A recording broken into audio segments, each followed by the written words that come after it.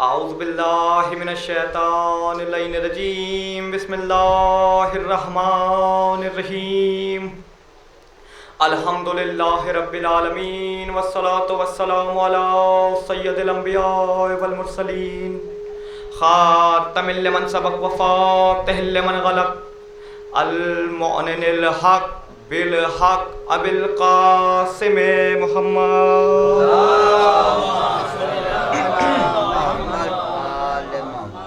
व अहले बैतिहि तय्यबीन ताहिरीन अल मासूमीन अल मुंतजबीन अल मज़लूमीन अल्लज़ीना अज़हबल्लाहु अन्हुमुर रिज्सा व युत्ताहिरहुम तत्हीरा।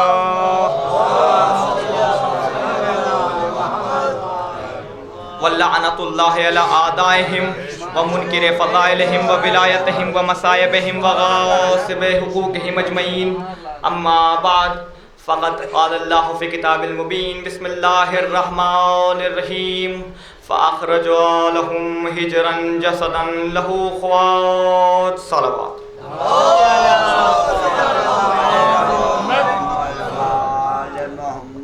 एक दफ़ा मिल के बावाज़े बुलंद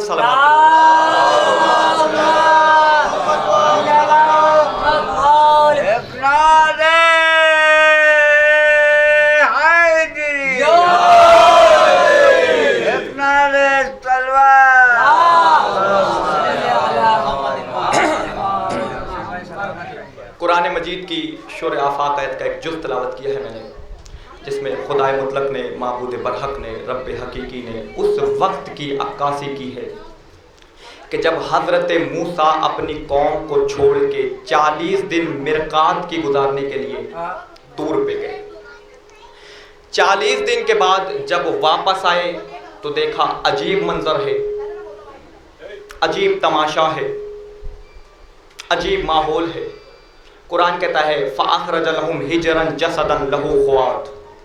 मिलके सलवात पढ़े मोहम्मद।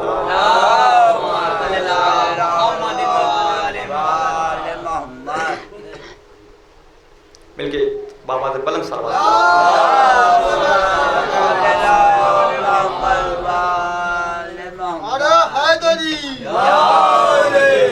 के सामरी नामी एक जादूगर ने एक ऐसा बछड़ा बनाया कि जो बोलता था, टकराता था, उससे आवाजें आती थी अनल हक अनल हक अनल हक।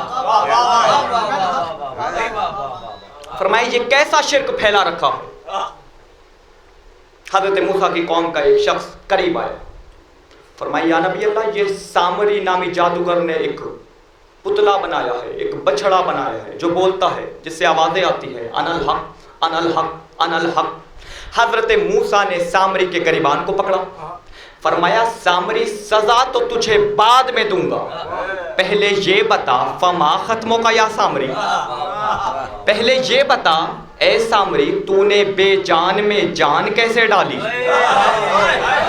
पहले ये बता तूने बेजान में जान कैसे डाली, तूने बेजान में जान कैसे डाली।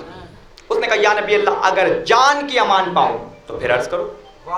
फरमाया हाँ अमान है, मुझे भी तो पता चले कि तूने बेजान में जान डाली कैसे। फरमाया या नबी अल्लाह, जब आप अपनी कौम को लेकर दरियाए नील पार कर रहे थे तो मैंने वो देख लिया जो इन्होंने नहीं देखा, मैंने वो देख लिया,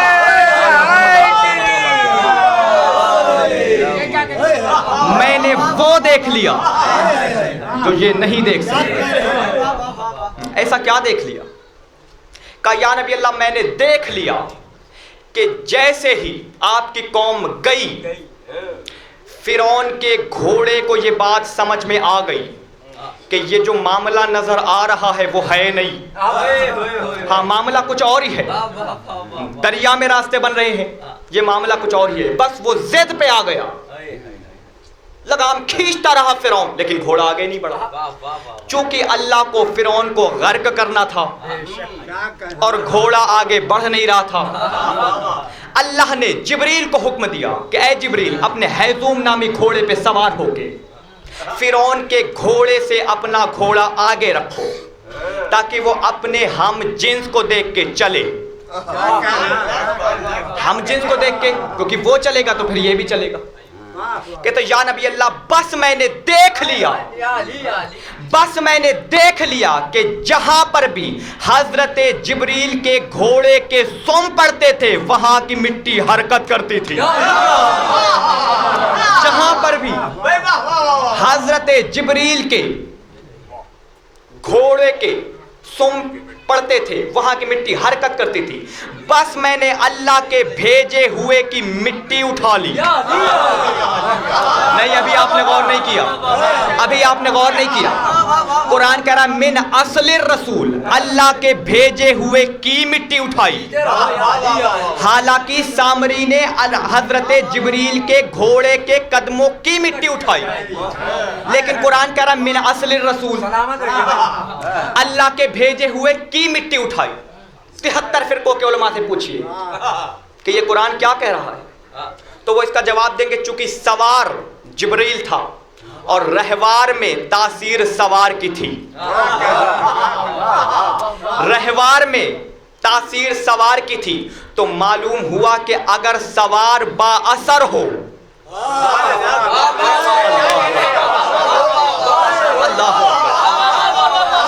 आले मोहम्मद आपको सलामत व बादशाह रखे। अगर सवार बाअसर हो, अगर सवार बाअसर हो तो उसकी तासीर घोड़ों के सुमो तक पहुंच जाती है। हाँ, इस उसूल को याद रखिएगा तो फिर लुत्फ आएगा आगे। अगर सवार बाअसर हो तो उसकी तासीर घोड़े के सुमो तक पहुंच जाती है। सामरी कहता है बस मैंने उस मिट्टी के एक कतरे को इस बछड़े में डाल दिया, और यही वजह है कि यह बछड़ा बोलता है, इससे आवाजें आती है अनल हक, इससे आवाजें आती हैं। आपने आयत भी सुन ली, आयत की तफसीर भी सुन ली। अब मैं जुमला कहूं, यानी हजरत जिब्रील वो है कि जिनके घोड़े के सुमो की मिट्टी बेजान में जान डाल देती है। नहीं, अभी आप नहीं समझे। आयत भी आपके सामने, तफसीर भी आपके सामने, फिर मैंने ये जुमला कहा। किसी को कोई एतराज? हर कोई मुत्तफिक है कि बात ऐन ही यही है कि हजरत जिब्रील वो है कि जिनके घोड़े के सुमो की मिट्टी बेजान में जान डाल देती है। उन घोड़ों के बारे में क्या ख्याल है जिनकी लगाम यही जिब्रील थामता है।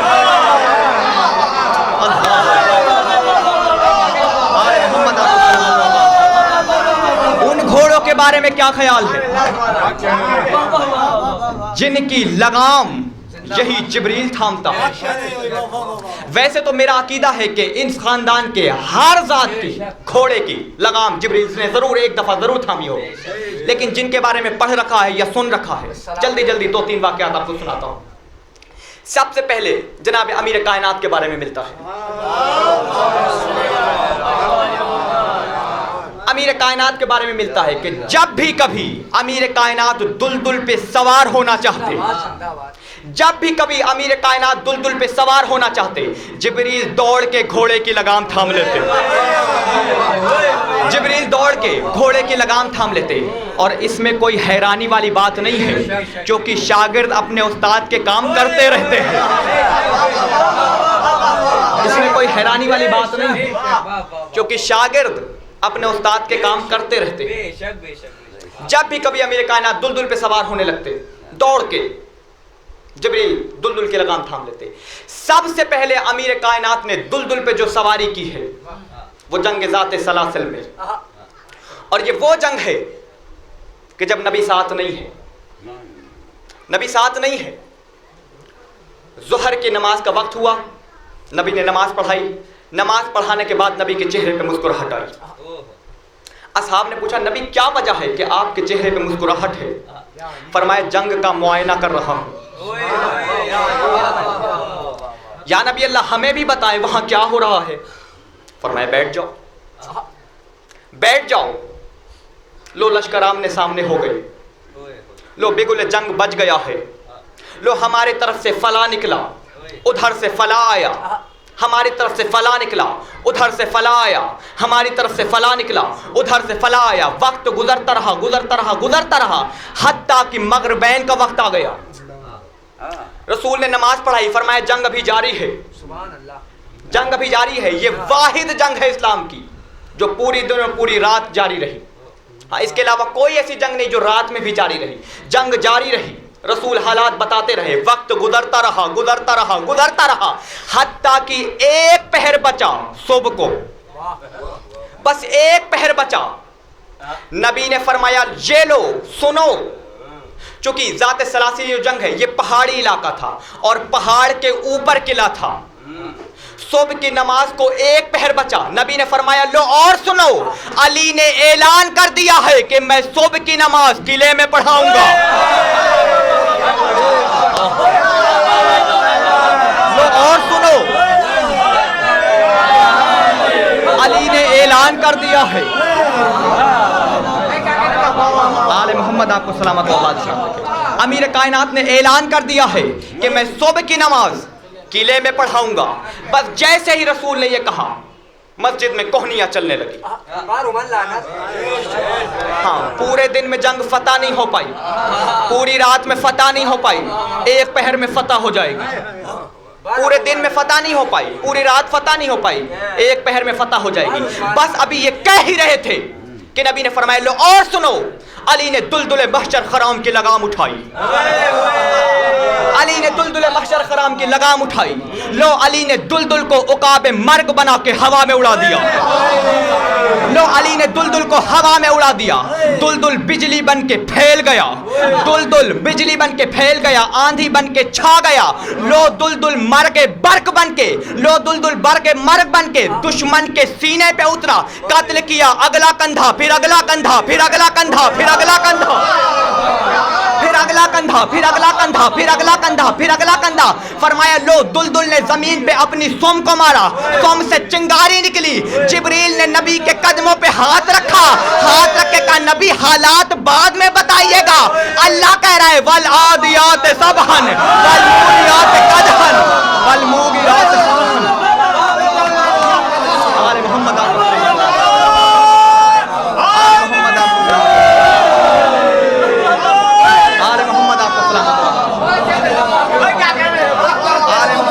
सलामत रहे।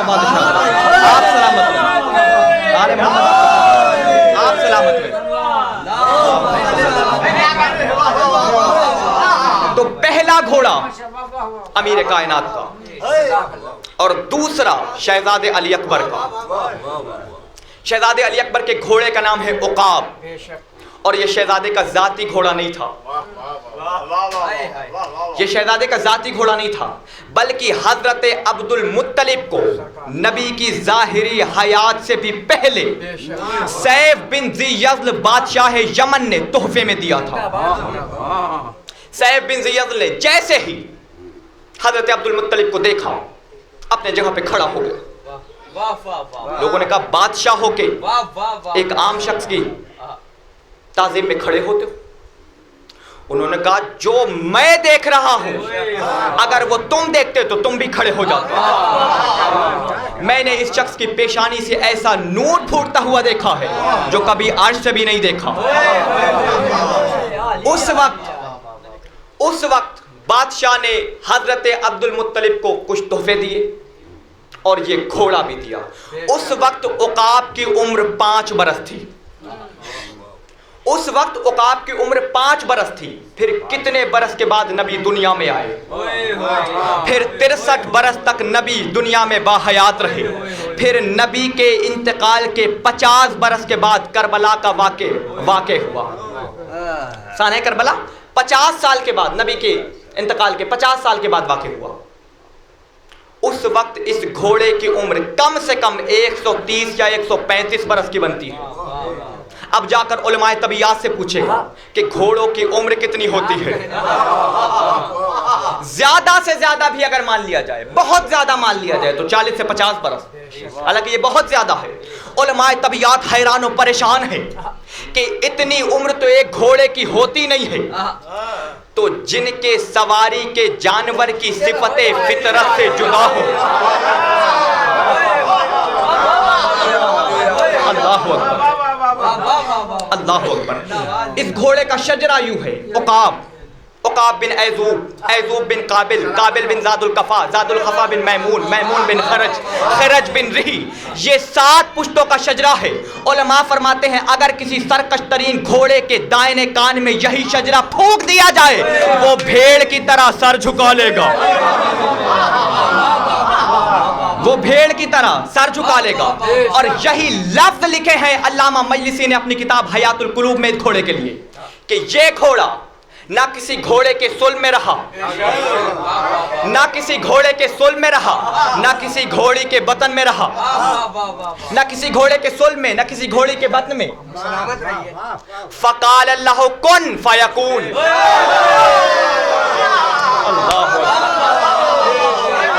ना ये घोड़ा किसी घोड़े के सुल में रहा, किसी घोड़ी के बत में रहा। फ़क़ाल अल्लाहु कुन फ़यकून, बस अल्लाह ने कहा कुन, हो गया। बस अल्लाह ने कहा कुन, हो गया। अब ये अपने घरों में जाकर सोचिएगा कि जिनका घोड़ा कुन से हो वो खुद कैसे होंगे। जिनका घोड़ा कुन से हो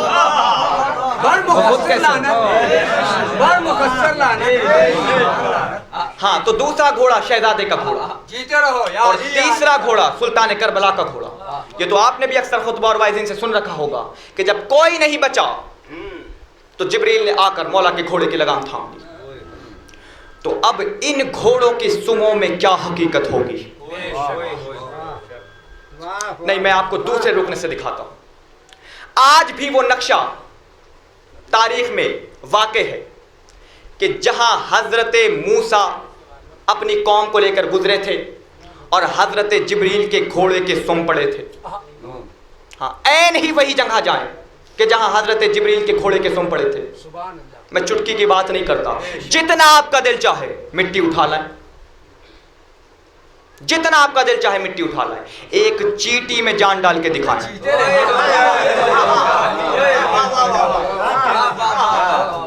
जिंदा कर देंगे? नहीं कर पाएंगे। क्यों? क्योंकि उस वक्त असर था, अब नहीं है। अब नहीं है। उस वक्त असर था, अब नहीं है। यानी जिब्रील वो है कि जिसका असर वक्ती है। हजरत जिब्रील वो है जिनका असर वक्ती है। और मुर्तजिस के सुम जहां पड़े, आज भी वो जमीन खाके शिफा है। हजरत जिब्रील का असर वक्ती है और मुर्तजिस के कदम, मुर्तजिस के सुम जहां पड़े वो आज भी खाके शिफा है। और एक रिवायत के मुताबिक मौला के खैमे की चारों तरफ 3-3 मील खाके शिफा है। क्या हर तरफ मौला हुसैन के कदम पड़े? नहीं, कहीं मौला हुसैन के कदम पड़े, कहीं मुर्तजिस के कदम पड़े। जहां हुसैन के कदम पड़े वो भी खाके शिफा। अल्लाहु अकबर। जहां हुसैन के कदम पड़े वो भी खाके शिफा, जहां मुर्तजिस के कदम पड़े वो भी खाके शिफा। जहां हुसैन का लहू गिरा वो भी खाके शिफा, जहां मुर्तजिस का लहू गिरा वो भी खाके शिफा। क्यों? क्यों? क्योंकि मुर्तजिस में असर जो हुसैन का है, मुर्तजिस में असर जो हुसैन का है। एक आलिम दीन के फिक्रे हैं, वो फरमाते हैं कि ये जो मुर्तजिस नामी घोड़ा है, ये जाहिर में घोड़ा है, इसकी हकीकत घोड़ा होना नहीं है। फरमाते जाहिर में घोड़ा है, हकीकत में घोड़ा नहीं है। फरमाते और जाहिर को देख के जिन्सों का तायुन नहीं करते। अब इस पे जो उन्होंने दलील दी है वो कयामत की दलील है। वो फरमाते हैं कि बताओ ये जो हजर अस्वद है ये क्या है? जिंदाबाद जिंदाबाद, बहुत अच्छी दलील है। पत्थर। हजर अस्वद क्या है? पत्थर है। हजर अस्वद क्या है? अल्लाह अकबर। हाँ, लेकिन अगर आवाम से पूछा जाए तो वो कहते हैं कि पत्थर। पत्थर है। हालांकि नबी की हदीस है कि काना मलकुन मिन उज़माइल मलाइकते, ये एक फरिश्ता है और अजीम मलाइका में से है। रोज़े अलस्त जब अल्लाह ने कहा अलस्तो अना रब्बुकुम व मोहम्मद नबीयुकुम व अलीयु अमीरुकुम, जिसने जिसने भी इकरार किया, अल्लाह ने कहा ए जिब्रील इनकी दस्तखत ले लो। दस्तखतनामे का अंबार लग गया, अंबार लग गया। अल्लाह ने इसी फरिश्ते को हुक्म दिया कि इस सारे दस्तखतनामे को तुम निगल जाओ, निगल जाओ और कयामत के दिन वापस करना। निकल गया। जैसे ही निकला फरमाया कुन हजरन, अब पत्थर बन जाओ। कुन हजरन, अब पत्थर बन जाओ। तो क्या कोई सोच सकता है कि जिसे हम बोसा दे रहे हैं, जिसे बोसा देने के लिए हम लड़ रहे हैं, वो एक फरिश्ता है। जाहिर में पत्थर है लेकिन हकीकत में एक फरिश्ता है। तो फरमाते हैं ऐसे ही मुर्तजी जाहिर में घोड़ा है, हकीकत में घोड़ा नहीं है। हाँ, जाहिर में घोड़ा है, इसकी हकीकत अल्लाह जाने क्या है। फरमाते देखें जो बचपने में जिस सवारी के खिलौने से खेलता है, जो बचपने में जिस सवारी के खिलौने से खेलता है, वो जवानी में उससे अच्छी सवारी लेता है। वो बचपने में जिस सवारी के खिलौने से खेलता है, वो जवानी में उससे अच्छी सवारी लेता है। जिसकी बचपने की सवारी का नाम दोषे जिब्राइल हो,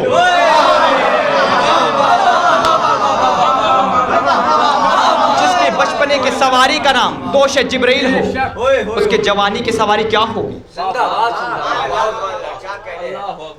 फरमाते कभी जून या जुलाई के महीने में अपने किसी घोड़े को जून या जुलाई के महीने में 3 दिन खाना भी ना दो, 3 दिन पानी भी ना दो, और 3 दिन खाना पानी के बगैर उसे दौड़ा के दिखाओ, दौड़ा के दिखाओ।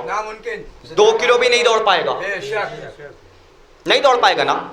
फरमाते फिर ये कौन है जो 3 दिन का भूखा भी है, 3 दिन का प्यासा भी है, जख्मों से चूर भी है और हजारों मील दौड़ रहा है, ना थक रहा है, ना हाँप रहा है, ना गिर रहा है। ये कोई घोड़ा है? ये कोई घोड़ा है? तो जाहिर में है घोड़ा, हकीकत में घोड़ा नहीं, बल्कि अल्लाह जाने इसकी हकीकत क्या है। ये घोड़ा आया कैसे था? अमीर कायनात इसे गरनाते से लेकर आए थे। नबी ने अमीर कायनात को हुक्म दिया था, 500 कश्तियां दी थी, एक लश्कर दिया था, और नबी ने हुक्म दिया था अमीर कायनात को कि या अली उस वक्त तक वापस नहीं आना है जब तक गरनाता के दश्त और जबल ला इलाहा इल्लल्लाह की सदा से गूंज ना उठे। उस वक्त तक वापस नहीं आना। और यही लफ्ज मिलते हैं किताबों में कि छोटे छोटे किले हल्के हल्के झटके से फतह हो गए।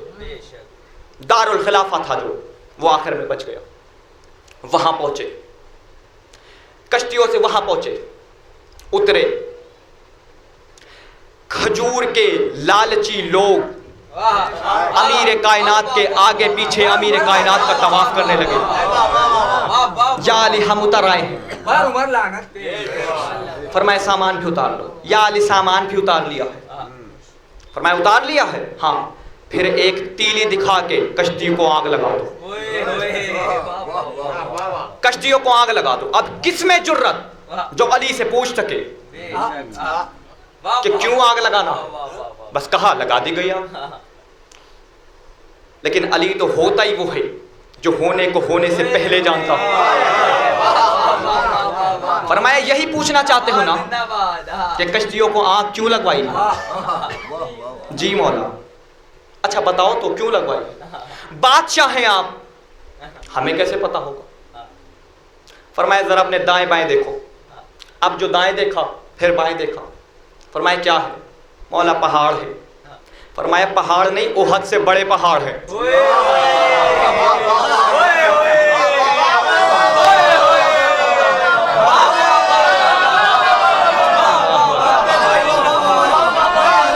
ओहद से बड़े पहाड़ हैं। दाएं बाएं तो है पहाड़, पीछे है दरिया समंदर, कश्ती से आए हो, कश्ती जलवा दी है। मैं जोर नहीं करूंगा, अब तुम्हारी अपनी मर्जी, या तो लड़ लो या तो लड़ लो। नहीं मौला, हम जंग करेंगे। अरब में एक दस्तूर बड़ी मशहूर थी कि वो जो कटोरी में या किसी चीज में खून में उंगली डुबाकर कसम खा लेते थे तो फिर वो कसम कभी नहीं तोड़ते थे। उंगलियां डुबो डुबो की कसम खाई गई, साथ नहीं छोड़ेंगे, साथ नहीं छोड़ेंगे। जब ये कश्तियां आई थी ना तो गरनाते का जो बादशाह था उसका नाम था शाह खजल। शाह खजल का एक खुफिया सिपाही था। जब उसने देखा ना कि ये कश्ती आई है तो वो इनके साथ शामिल हो गया था। उसने ये भी देख लिया कि मौला ने कश्तियों को आग लगा दी। दौड़ते दौड़ते भागते भागते बादशाह के करीब आया। जैसे ही बादशाह ने देखा चेहरे का रंग उड़ा हुआ है, हाँप रहा है, का क्या मौत को देख लिया है? क्या मौत को देख लिया? का बादशाह ये सब बात की बात है, पहले ये बताएं कि मैं आपके पास कब से हूं? वो बड़ा अरसा गुजरा, उस वक्त से हो तुम मेरे साथ। अच्छा बादशाह सलामत, अगर मैं कोई बात कहूंगा तो टालेंगे तो नहीं? फरमाया अगर अच्छी बात होगी तो नहीं टालूंगा। फरमाया बादशाह सलामत, अगर कायनात के बादशाह मिलकर आपसे जंग करने आए तो बेशक जंग कीजिए। बस एक छोटी सी गुजारिश है मेरी कि अगर कायनात के बादशाह मिलकर भी आपसे जंग करने आए तो बेशक जंग कीजिएगा, लेकिन ये जो मोहम्मद का वजीर आया है ना, इससे जंग ना कीजिएगा। हाँ, इनसे जंग ना कीजिएगा। क्यों? क्योंकि इन्हें अपनी फतह का इतना ज्यादा यकीन है कि मेरे सामने कश्तियों को आग लगा। अब बादशाह के भी जहन में ये बात आई कि हाँ बात तो सही है, फिर क्या किया जाए? वो ज़रा को बुला के मशवरा किया गया। मशवरा करके अपने दरबार से बाहर आए। दरबार से बाहर आए, अमीर कायनात के लश्कर ने आता हुआ देखा। फरमाया मौला वो तो आ रहे हैं, मौला वो तो आ रहे हैं। फरमाया आने दो, आने दो, तुम अपनी सफ सीधी करो। बस जैसे ही बादशाह ने देखा कि अली अपनी सफ सीधी करवा रहे हैं, उसने अपने परचम को नीचे झुका दिया। उसने अपने परचम को नीचे झुका दिया। जैसे ही अमीर कायनात ने परचम को नीचे झुकता हुआ देखा, अली के चेहरे पे मुस्कुराहट आई और मुस्कुरा के फरमाया अली की जुल्फ़कार अभी नियाम से बाहर भी नहीं आई और वो देखो गरनाता फतह हो गया। वो देखो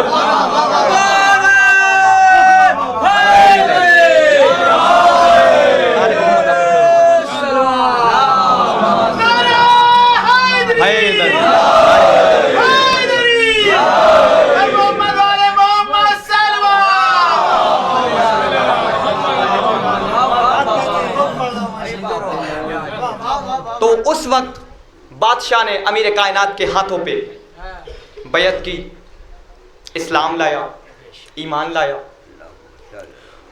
उसने कहा मौला मैं ये चाहता हूं कि आप कुछ दिन हमारे यहाँ ठहरे और हमें आप अपनी ज़बानी से बताएं कि आप जिस दीन को लेकर आए हैं वो क्या है। अल्लाह जाने वो क्या वक्त रहा होगा जब खुद अमीर कायनात मिंबर पे आके और गरनाता वालों को बता रहे होंगे कि जिस दीन को मैं लेकर आया हूं वो दीन ये है। एक दफा मिलके बाबा से बुलंद सलावत।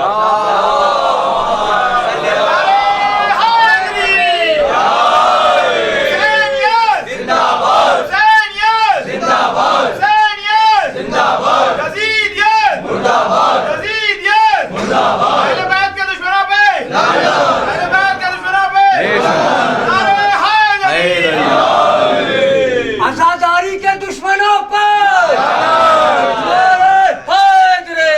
आले मोहम्मद आपको सलामत।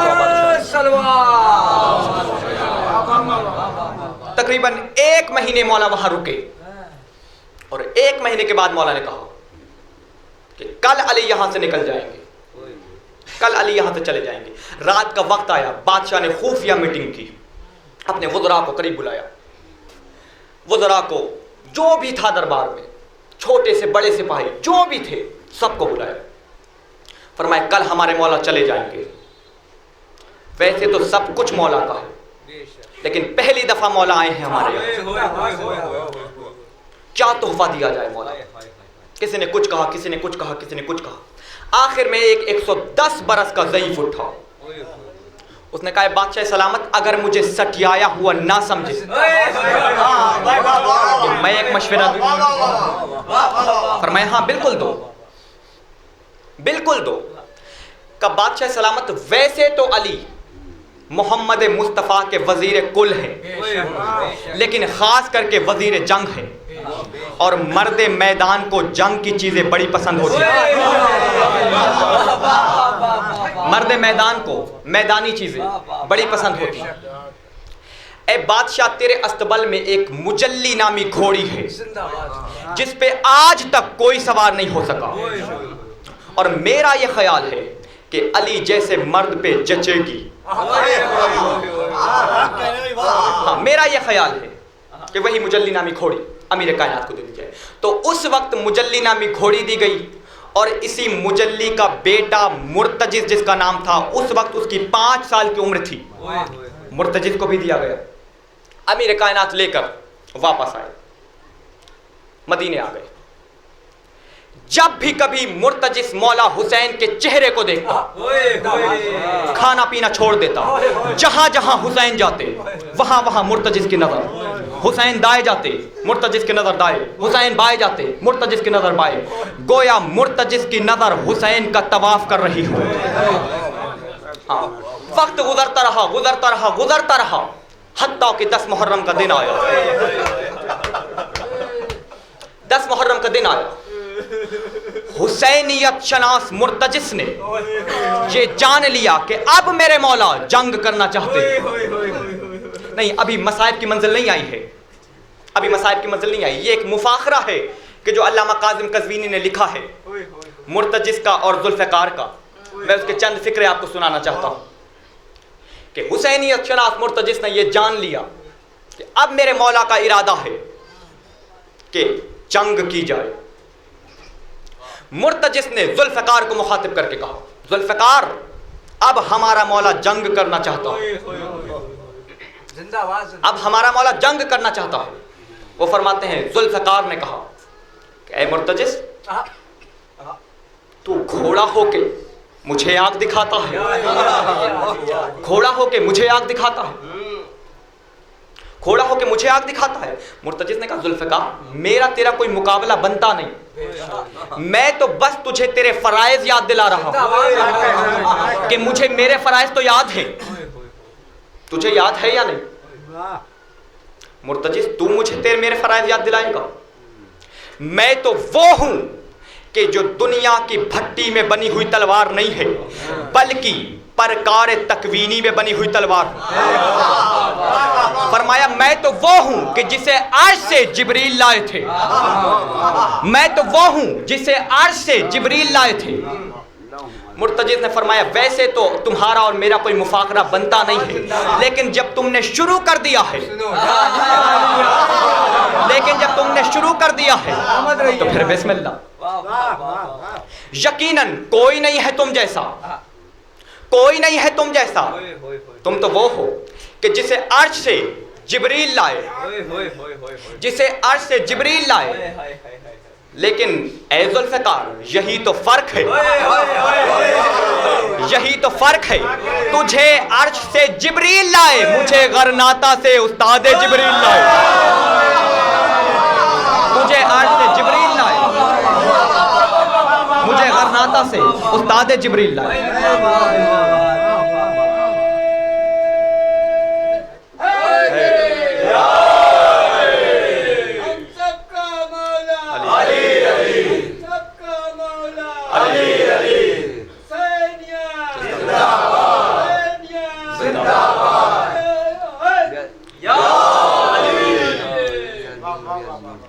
फरमाया, मुर्तजिस, जुल्फ़िकार, अल्लाह ने कुरान में 5-5 कसमें घोड़ों की खाई है, तलवार की कहीं नहीं खाई। अल्लाह ने कुरान में 5-5 कसमें घोड़ों की खाई है, तलवार की कहीं नहीं खाई। जिंदाबाद जिंदाबाद, वाह वाह वाह। जुल्फ़िकार ने कहा, मुर्तजिस, तू मेरी रफ्तार की बराबरी करेगा, तू मेरे काट की बराबरी करेगा? फरमाया, जुल्फ़िकार, इंसाफ तो कर, यद यदुल्लाह में रही है तू, यद यदुल्लाह में रही है तू। ये जुमले के लिए या अली या अली या। तुझे भूख नहीं लगती, मुझे लगती है। तुझे भूख नहीं लगती, मुझे लगती है। तुझे प्यास नहीं लगती, मुझे लगती है।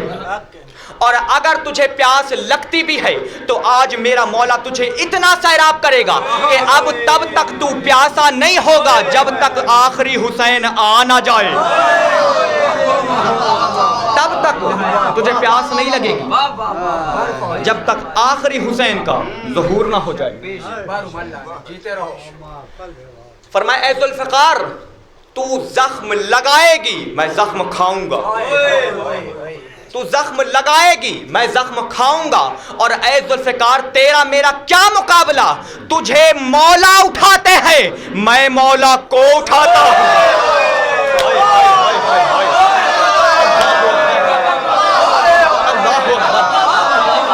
तेरा मेरा क्या मुकाबला? तेरा मेरा क्या मुकाबला? तुझे मौला उठाते हैं, मैं मौला को उठाता हूं। अल्लाहु अकबर, अल्लाहु अकबर। काश मैं सामीन में से होता और कोई और ये जुमला कहता। अल्लाहु अकबर। तुझे मौला उठाएंगे, मैं मौला को उठाऊंगा। फरमाया ऐ ज़ुल्फ़िकार, तुझे यही फ़ख्र है ना, तुझे यही नाज है ना कि तुझे हुसैन अपने हाथ में उठाते हैं। तो मैं इसके जवाब में ये कहता हूं कि तुझे एक हाथ से उठाते हैं, मुझ पे दोनों हाथ रहता है। तुझे एक हाथ से उठाते हैं, मुझ पे दोनों हाथ रहता है। जब तुझे दाएं हाथ से उठाते हैं, मुझे बाएं हाथ से पकड़ लेते हैं। तुझे एक हाथ का बोसा मिलता है, मुझे दोनों हाथ का बोसा मिलता है। फरमाए मेरा एक फक्र और भी है। क्या? तुझे सिर्फ हुसैन का हाथ मस करता है, मुझे हुसैन की जूतियां मस करती है। तुझे सिर्फ हुसैन का हाथ मस करता है, मुझे हुसैन की जूतियां मस करती है। मुझे हुसैन की पिंडलियां मस करती है। मुझ पे सवार ही वो बदन होता है जो सवार ही दोषे रसूल में होता रहा।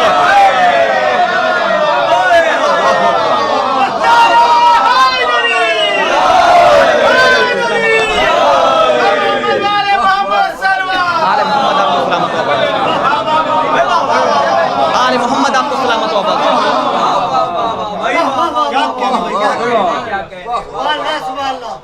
और ऐ ज़ुल्फ़िकार, इसका असर यह है कि मैं 3 दिन का भूखा हूँ, 3 दिन का प्यासा हूँ, जख्मी हूँ, जख्मों से चूर हूँ।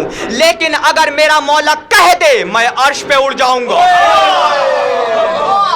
अल्लाहु अकबर। लेकिन अगर मेरा मौला कह दे तो मैं अर्श पे उड़ जाऊंगा। नहीं, सोचने वाली बात यह है कि जिस हुसैन की सवारी का ये आलम है, अल्लाह जाने वो हुसैन क्या होगा। यही तो वजह है कि जब और ज़वात के बारे में पूछा गया तो उसका जवाब दिया गया, लेकिन जब मौला हुसैन के बारे में पूछा गया तो अपने वक्त की 5 बड़ी हस्तियों ने बस ये जवाब दिया कि लतस अलन्नी अल हुसैन, न पूछ मेरा हुसैन क्या है। लतस अलन्नी अल हुसैन, न पूछ मेरा हुसैन क्या है। सबसे पहले अल्लाह ने कहा कि न पूछ मेरा हुसैन क्या है।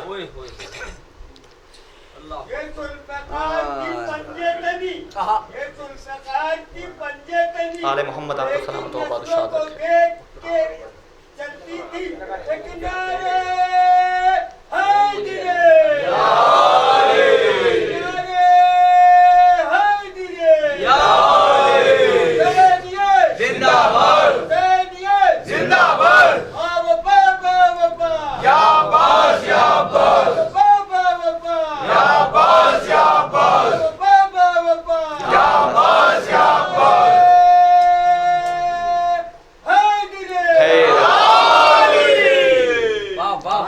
सबसे पहले अल्लाह ने कहा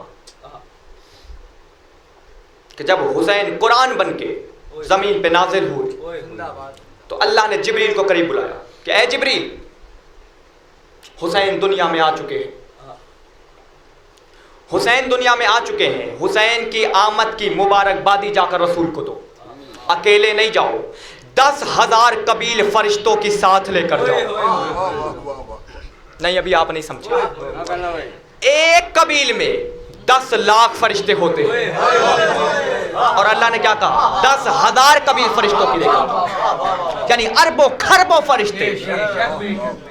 जिब्रील ने अपने हाथों को जोड़ के पूछा, ऐ मेरे अल्लाह, इससे पहले इस जात के नाना भी तो आए, लेकिन मुझे अकेले को भेजा।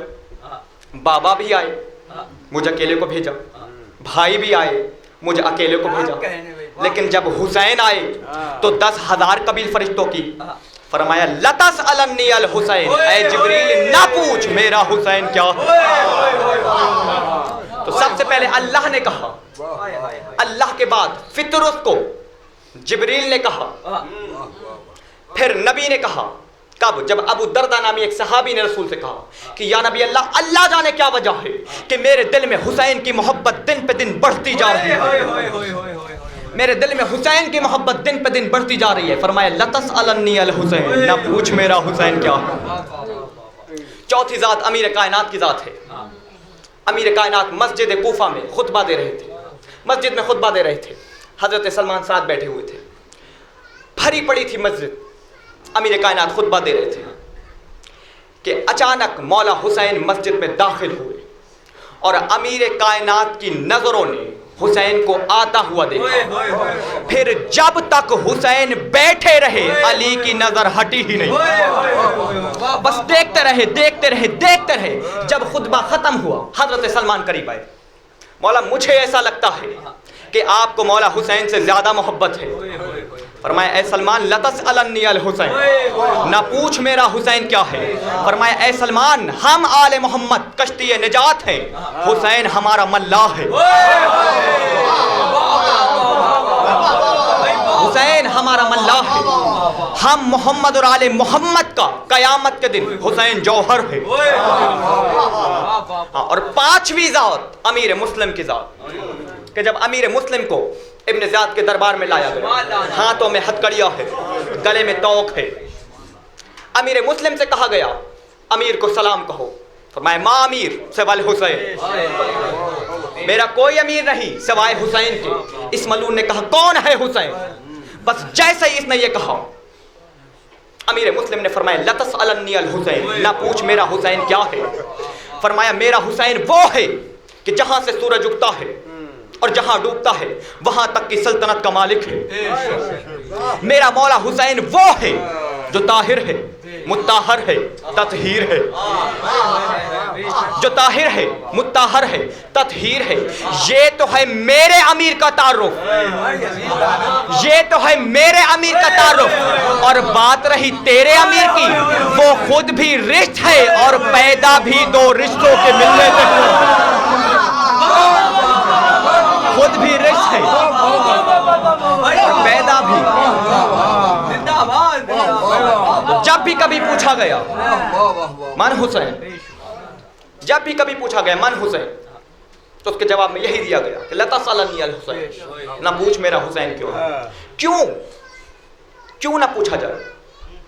क्योंकि हुसैन माँ अदरा का माँ हुसैन, हुसैन माँ अदरा का माँ हुसैन, हुसैन मन युदरी का मन हुसैन, हुसैन माँ अदरा का माँ हुसैन, हुसैन मन युदरी का मन हुसैन। इस अल अन नसब ही वला तसअल अन हसब ही, इस अल अन मदार ही वला तसअल अन असरार ही, इस अल अन सिफात ही वला तसअल अन ज़ात ही। फरमाते हैं हुसैन माँ अदरा का माँ हुसैन, हुसैन कौन जानता है कि क्या है हुसैन। हुसैन मन युदरी का मन हुसैन, कौन बताएगा कि कौन है हुसैन, कौन बताएगा कि कौन है हुसैन। फरमाते हैं इस अल, पूछो, ऐसा नहीं कि मुतलकन ना पूछो, पूछो। इस अल क्या? इस अल अन नसब ही वला तसअल अन हसब ही। फरमाते पूछो हुसैन का नसब क्या है, ये ना पूछो हुसैन का हसब क्या है। अल्लाह अकबर। काश मैं इस जुमले को आपको समझा पाता। या अली या अली या खुदा की कसम, अगर इस जुमले को आप समझ लेते तो फिर फर्श पे होते ही नहीं। हाँ, इसके आगे की मजलिस अर्श पे होती। क्या कहा? ये पूछो नसब क्या है, ये ना पूछो हसब क्या है। नसब किसे कहते हैं? खानदानी कमालात को। हसब किसे कहते हैं? जाती कमालात को। अब हुसैन का नसब क्या है? हुसैन का नसब क्या है? नाना सैयदुल अंबिया, बाबा सैयदुल औलिया, नाना अंबिया के सैयद, बाबा औसिया के सरदार, अम्मा जन्नत की औरतों की सरदार। तो ये तो नसब तो वो है कि जहां सरदारी ही सरदारी है। और उन्होंने क्या कहा कि ये पूछो हुसैन का नसब क्या है, ये ना पूछो हुसैन का हसब क्या है। मैं उस हुसैन के बारे में आपको क्या बताऊं जिसका हसब उसके नसब से ऊपर हो।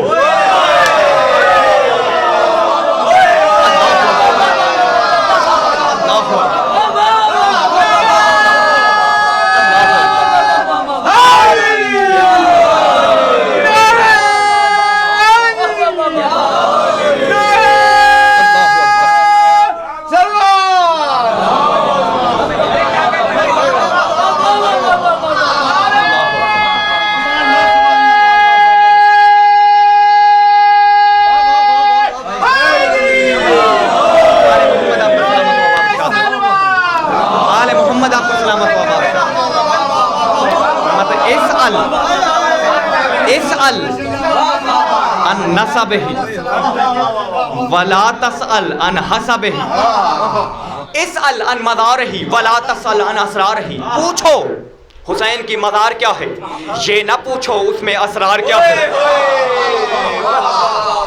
फरमाते इसअल अन सिफातिही वला तसअल अन ज़ातिही। ये पूछो हुसैन की सिफात क्या है, ये ना पूछो हुसैन की ज़ात क्या है। ये पूछो हुसैन की सिफात क्या है, ये ना पूछो हुसैन की ज़ात क्या है। क्यों ना पूछो? क्योंकि हुसैन अल्लाह की सिफात के मजहर का नाम है। हाँ, पूरी जिम्मेदारी के साथ मैं ये कह रहा हूं, हुसैन अल्लाह की सिफात के मजहर का नाम है। यही तो वजह है अल्लाह का एक सिफती नाम है खालिक।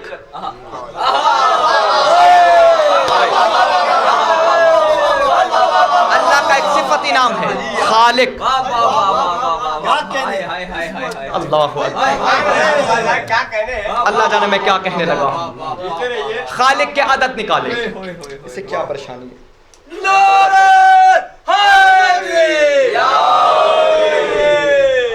खालिक के आदत निकाले। खे के 600, अलिफ के 1, लाम के 30, काफ नुकत के 100, 731। 731। अब इसे जमा करें, अदद कामिल इसका निकाले। 7 3 7 3 10, 10 1। अब हुसैन के अदद निकाले। हे के 8, सीन के 60, ये के 10, नून के 50, 128, 8 2 10, 10 1 11। तो ये वही है जो मैंने कहा। अल्लाह का एक सिफत इस्म है खालिक। खालिक के अदद कामिल 11 है, हुसैन के अदद कामिल भी 11 है। अब अल्लाह जाने आप इससे क्या समझे, लेकिन मैं ये समझा हूं कि यही तो वजह है कि राहिब को बेटे नबी भी दे सकते थे।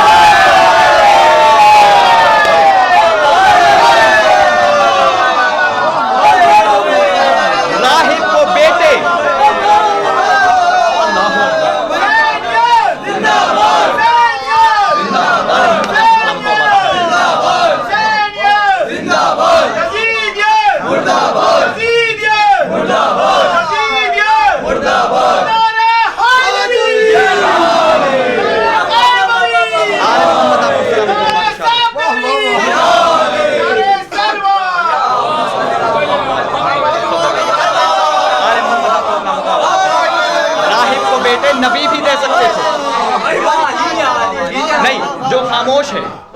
क्या मैंने कोई गलत बात की है?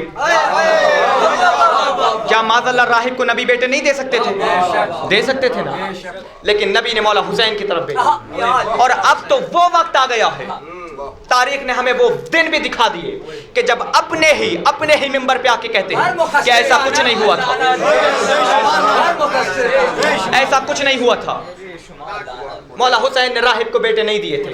और इसकी मुखालिफत की वजह यह है, अपनों में भी गलतियां हैं, इसकी मुखालिफत की वजह यह है कि जिसने भी इस वाक़या को पढ़ा अजीब रंग से पढ़ा, मुख्तलिफ तरीके से पढ़ा। किसी ने कहा राहिब नाम नहीं, राहब नाम था। किसी ने कहा इसकी शादी नहीं हुई थी। तो अब मैं ये चाह रहा हूं कि अन्नोमिन आपको ये पूरा वाक़या किताब से सुनाऊं ताकि ये एक पैगाम पहुंच जाए आप तक। हाँ, अन्नोमिन, एक लफ्ज भी अपनी तरफ से नहीं, पूरा अन्नोमिन आपको किताब से सुनाऊं। अब जो मैं सुनाने लगा हूं आपको, ये किताब का नाम है आसार मासूमीन, अरबी में किताब है। और उर्दू में अगर किताब चाहिए तो उर्दू में पाकिस्तान से किताब शाये हुई है हदीस असार राहिब के नाम से, उसमें भी ये मौजूद है। अन्नोमिन आपको किताब से सुनाना चाहता हूं। ना इसका नाम राहब था, ना इसका नाम राहिब था। राहब भी नाम नहीं था और राहिब भी नाम नहीं था, बल्कि इसका नाम अब्दुल मसीह था। इसका नाम अब्दुल मसीह था। 3 वजह है कि जिसकी वजह से इसको राहिब कहा जाता है। 3 वजह है कि जिसकी वजह से इसको राहिब कहा गया। पहली वजह यह है कि यह अपने वक्त का बहुत बड़ा शुजा था, और जिस शुजा के सामने बड़े बड़े शुजा ना टिक सके, अरबी लुगत में उसे भी राहिब कहते हैं। यह है एक वजह। दूसरी वजह यह है कि इसकी शादी हुई थी अम्मारा बिनते जर्जीस नामी औरत से। हाँ, इसकी शादी हुई थी, अम्मारा बिनते जर्जीस नामी एक औरत से इसकी शादी हुई थी। जब इसकी शादी हुई तो इसे एक बीमारी लाहक हुई कि इसके पूरे बदन में दर्द होता था, और एक वक्त ऐसा भी आया कि यह दर्द इतना बड़ा कि बिस्तर से उठने को भी मोहताज हो गए। तो जिसे ये बीमारी लाहक हो उसे भी राहिब कहते हैं। ये 2 वजह है। तीसरी वजह यह है कि इसका जो आबाई वतन था वो तो था बाला बक्का, लेकिन यमन में एक जगह थी कुब्बतुन नजरैन के नाम से, कि वहां बड़ी दुआएं पूरी होती थी, बड़ी मन्नतें पूरी होती थी। तो जब ये बीमारी लाहक हुई ना, तो ये बाला बक्का से यमन आए, कुब्बतुन नजरैन में आए, और वहां इबादत करनी शुरू हुई। पूरा दिन इबादत करते, पूरी रात इबादत करते। बहुत बड़े आबिद को भी राहिब कहते हैं। तो ये 3 वजह है कि जिसकी वजह से इसको राहिब कहा गया। पूरी जिम्मेदारी से पढ़ रहा हूं मैं। ये 3 वजह है कि जिसकी वजह से इसको राहिब कहा गया। एक दिन इबादत में मसरूफ था, हजरत ईसा ख्वाब में आए कि ऐ अब्दुल मसीह तुम यहां हो, तुम यहां हो, आखिरी नबी को ज़हूर हो गया हो, जितनी जल्दी हो सके वहां पहुंचो। अब चूंकि अपने वक्त का बहुत बड़ा आलिम भी था, अब्दुल मसीह अपने वक्त का बहुत बड़ा आलिम था, तो अकेले नहीं गए, बल्कि अपने साथ ईसाई उलमा को भी ले गए और यहूदी उलमा को भी ले गए। जैसे ही पहुंचे नबी के चेहरे पे मुस्कुराहट आई। नबी ने मुस्कुरा के फरमाया, ऐ अब्दुल मसीह सवालात खुद करोगे? ऐ अब्दुल मसीह सवालात खुद करोगे या सवालात भी हम करें और उसके जवाब भी हम बताएं? उसने कहा, नहीं मौला, मैं ये जानता हूं कि आप मेरे सवाल जानते हैं, लेकिन चूंकि मेरे साथ ये ईसाई और यहूदी उलमा भी आए हैं तो सवाल मैं खुद करूंगा। फरमाया, जो चाहे पूछो। फरमाया, या नबी अल्लाह, लौह किसे कहते हैं? फरमाया, लौह 2 है, एक लौह मकतूबी है, एक लौह वजूदी है। उसने कहा, लौह मकतूबी किसे कहते हैं? फरमाया, ये अर्श पे है। अल्लाह जो भी पैगाम हम तक पहुंचाना चाहता है, जो भी अपने पैगाम दुनिया तक पहुंचाना चाहता है, वो लौह में लिखता है। हजरत इसराफील लौह को देखते हैं, लौह में जो कुछ लिखा होता है वो हजरत इसराफील की पेशानी पे लिख जाता है। हजरत इसराफील की पेशानी को जिब्रील देखते हैं और वही पैगाम लेकर दुनिया में आ जाते हैं। यह है लौह मकतूबी। और लौह वजूदी क्या है? फरमाया, नहनु हुआ। फरमाया, हम ही वो हैं। लौह वजूदी हम हैं और लौहे मकतूबी के मालिक भी हम हैं। लौहे मकतूबी के मालिक भी हम हैं। बस जैसा ही उसने ये सुना, दोनों हाथ को जोड़ लिया। मौला फिर मुझे औलादे कब मिलेंगी? मौला फिर मुझे औलादे कब मिलेंगी? फरमाया, ऐ अब्दुल मसीह, तुझे आज ही औलादे मिलेंगी, आज ही औलादे मिलेंगी। तुझे औलादे मेरा बेटा हुसैन देगा। बस जैसे ही नबी ने ये कहा, उसने बिला तशबीह मौला की तरफ देखा। उस वक्त 2 बरस की उम्र है मेरे मौला की। उसने जैसे ही मौला की तरफ देखा, दिल में कोई ख्याल जहन में आया, दिल में कोई ख्याल आया। अभी ख्याल आया ही था कि मौला हुसैन उस वक्त खेल रहे थे। खेल छोड़ दिया मौला ने। फरमाया, ऐ अब्दुल मसीह, तुम्हारे नबी ईसा 3 दिन के थे और उन्होंने कलाम किया था। ऐ अब्दुल मसीह, नबी नबी होता है चाहे वो बच्चा ही क्यों ना हो। ऐ अब्दुल मसीह, नबी नबी होता है चाहे वो बच्चा ही क्यों ना हो। इमाम इमाम होता है चाहे वो बच्चा ही क्यों ना हो। ऐ अब्दुल मसीह, तुझे औलादे मैं अता करूंगा। अपनी आगोश को आगे बढ़ाओ, तुझे औलादे मैं अता करूंगा। जैसे ही मौला ने ये कहा, अन्नो मैं आपको किताब से सुना रहा हूं, जैसे ही मौला ने ये कहा कि औलादे मैं अता करूंगा, एक मुनाफिक के कान खड़े हो गए। ने कहा, मौला आपने क्या कहा? औलादे आप अता करेंगे, औलादे आप अता करेंगे। अगर इसकी किस्मत में औलाद होती, अगर इसकी किस्मत में औलाद होती तो अल्लाह दे चुका होता।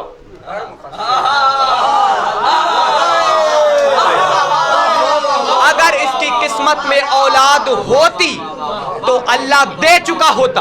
आपने जो ये बात कही है ना, ये अल्लाह की मंशा के खिलाफ है।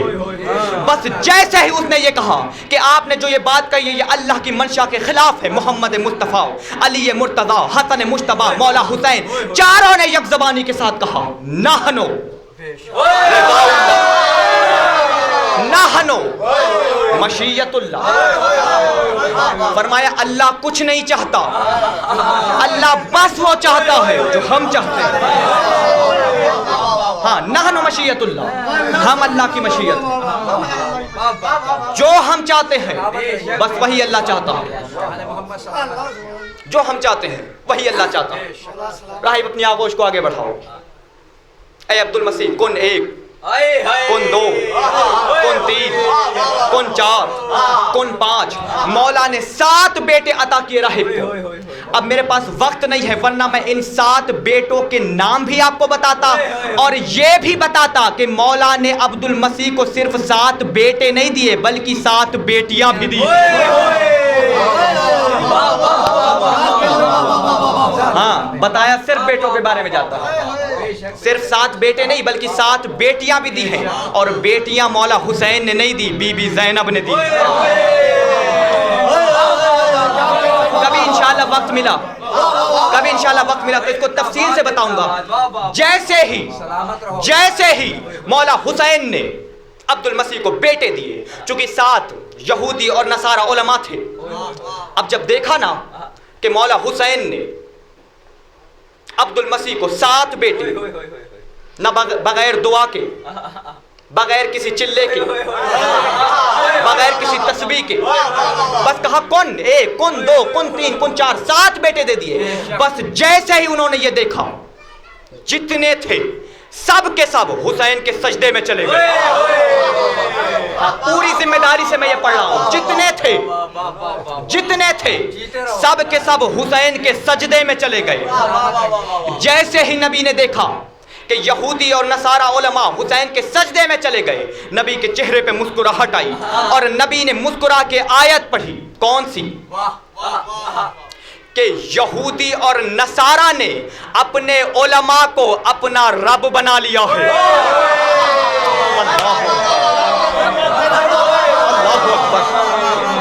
नबी ने आयत पढ़ी कि यहूदी और नसारा उलमा ने अपने उलमा को अपना रब बना लिया है। फरमाया, या अय्युहन्नास, ऐ दुनिया वालों देख लो, जो यहूदी और नसारा के रब है वो हुसैन के सजदे में है।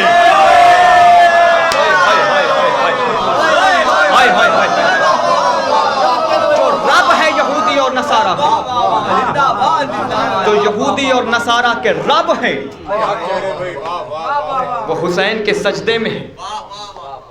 लेकिन हाय यही तो अफसोस है कि जिसके सामने गैर भी सजदा रेज हो गए उसे मुसलमानों ने 3 दिन का भूखा और प्यासा रखा। अल्लाह अकबर, अल्लाह अकबर। तारीख कहती है एक ऐसा वक्त आया मौला हुसैन पर कि जब कोई नहीं है मौला के साथ, कोई नहीं है मौला के पास, न लश्करे न सिपाहे न कसरतुन नासे न कासिमे न अली अकबरे न अब्बास। अब कोई नहीं है मेरे मौला के पास। खैमों के करीब आए, ऐ बहन ज़ैनब और रुकैया, हुसैन का आखिरी सलाम। ऐ अम्मा फिज़्ज़ा उम्मे कुलसूम, हुसैन का आखिरी सलाम। ऐ सकीना और रबाब, हुसैन का आखिरी सलाम। एक एक बीबी से मौला हुसैन विदा होते रहे। कल तक जो हुसैन का खैमा था वो आज हुसैन का आज़ा खाना बन गया। बीबियों ने हुसैन पे मातम शुरू किया, बीबियों ने हुसैन पे गिरिया शुरू किया। एक एक बीबी ने मौला हुसैन को विदा किया। आखिर में उस खैमे की तरफ आए जहां सैयदुस साजिदीन आराम फरमा रहे थे। करीब आके फरमाया, ए बेटे अब हुसैन मक्तल की तरफ जा रहे हैं। बस जैसे ही मौला ने ये कहा, मौला सैयदुस साजिदीन की आंखें खुल गई। फरमाया, बाबा क्या चचा अब्बास कत्ल कर दिए? बाबा क्या भैया अली अकबर कत्ल कर दिए गए? जैसे ही मौला हुसैन ने ये जुमले सुने आंखों से आंसू निकल आए। रो के फरमाया, सज्जाद अरे मेरा 6 महीने का अली असगर भी कत्ल कर दिया गया। सज्जाद मेरा 6 महीने का अली असगर भी कत्ल कर दिया।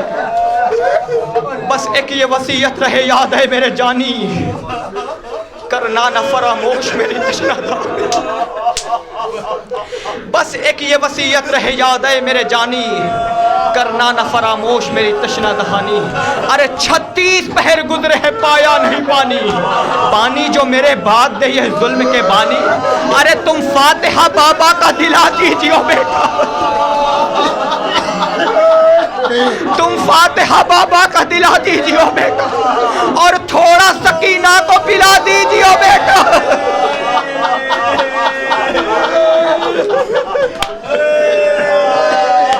तुम फातिहा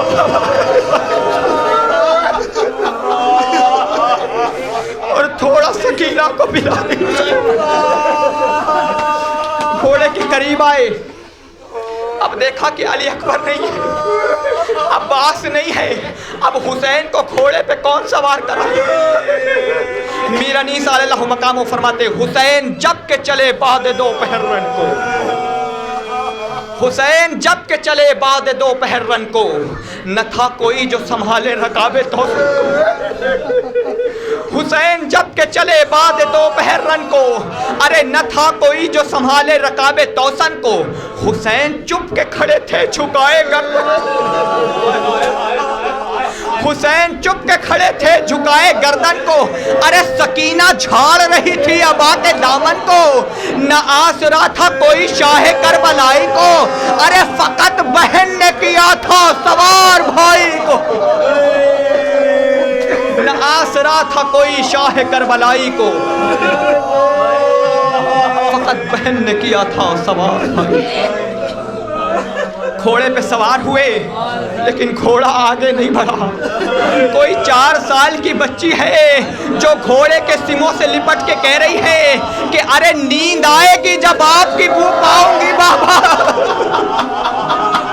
नींद आएगी जब आपकी बू पाऊंगी बाबा, और नींद आएगी जब आपकी बू पाऊंगी बाबा, मैं रात को मक्तल में चली आऊंगी बाबा। नींद आएगी जब आपकी बू पाऊंगी बाबा, अरे मैं रात को मक्तल में चली आऊंगी। हाय हुसैन, नींद आएगी जब आपकी बू पाऊंगी बाबा, अरे मैं रात को मक्तल में चली आऊंगी बाबा। फरमाया निकलती नहीं सैदानिया बाहर, फरमाया निकलती नहीं सहदानियां बाहर, अरे सीने पे सुलाएंगी तुम्हें रात में मादर। फरमाया निकलती नहीं सहदानियां बाहर, सीने पे सुलाएंगी तुम्हें रात में मादर।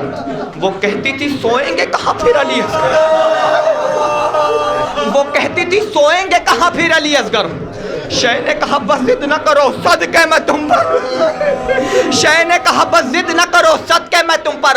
अरे शब होएगी और दश्त में हम होएंगे बीबी, अरे असगर मेरे साथ आज वही सोएंगे बीबी।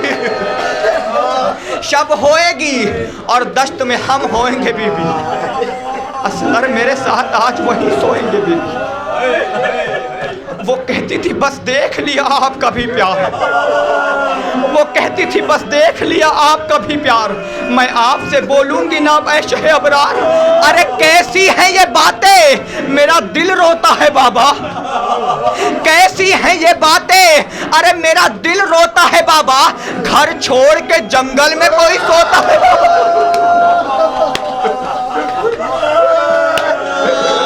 कैसी है ये बातें, मेरा दिल रोता है बाबा। घर छोड़ के जंगल में कोई सोता है। रो के फरमाया सकीना क्या चाहती हो बाबा, एक दफा मुझे अपने सीने पे सुला लीजिए। जलती हुई रेत पे हुसैन ने सकीना को अपने सीने से लगाया। सुनेंगे अज़ादारों, हुसैन ने अपने हाथ को सकीना के सर पे फेरा। बीबी सकीना पे नींद तारी हुई, बीबी सकीना सो गई। गरीब ज़हरा ने सकीना को अपनी आगोश में लिया, आगोश में लेके बीबी रबाब के खैमे के करीब आए और रो के फरमाया रबाब ख्याल रहे सकीना है, रबाब सकीना मुझे बड़ी प्यारी है। रबाब ख्याल रहे ये सकीना है, रबाब सकीना मुझे बड़ी प्यारी है। सकीना को विदा किया, हुसैन मक्तल की तरफ चले। मक्तल कहता है हुसैन ने हमला शुरू किया, हुसैन ने वार शुरू किया। हुसैन हमला करते जाते थे और कहते जाते थे हाय तुमने मेरे अली अकबर को कत्ल कर दिया, हाय तुमने मेरे अब्बास को कत्ल कर दिया, हाय तुमने मेरे कासिम को कत्ल कर दिया।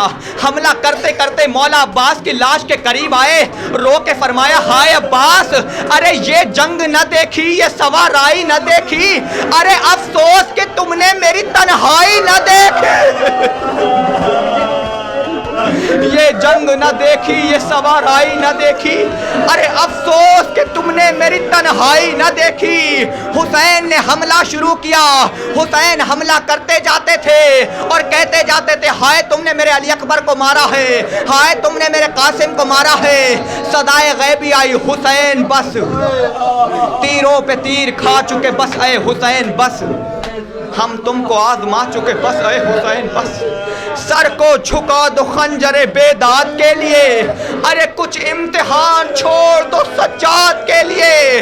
हुसैन ने तलवार को अपनी न्याम में रखा, भागी हुई फौज वापस आई।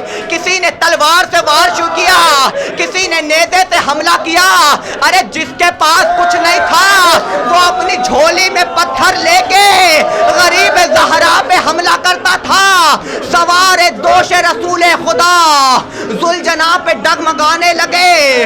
हुसैन घोड़े से जमीन पे आए, अरे सकीना की आंखें खुली, रो के फरमाया फूफी अम्मा मेरा बाबा कहाँ है, फूफी अम्मा मेरा बाबा कहाँ है। फरमाया सकीना वो जो लश्कर में घिरे हुए हैं, ऐ सकीना बोला जो लश्कर आदा में घिरे हुए हैं वो बाबा है तुम्हारे। बस जैसे ये सुना खैमे से बाहर निकली, फरमाया सकीना कहाँ जाती हो, रो के फरमाया फूफी अम्मा अरे जाऊंगी, अब मैं ठहरने की नहीं आपके पास।